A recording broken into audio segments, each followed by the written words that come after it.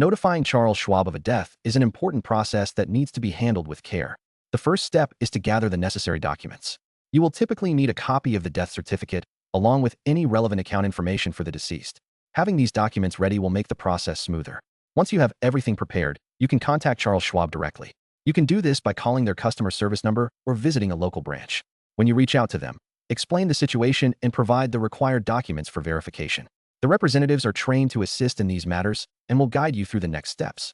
After notifying them, it is essential to follow up on how the account will be managed.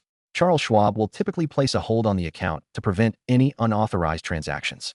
They will also provide information about the options available to the beneficiaries or the estate when it comes to managing the assets. Finally, ensure that you keep records of all communications and documents submitted during this process.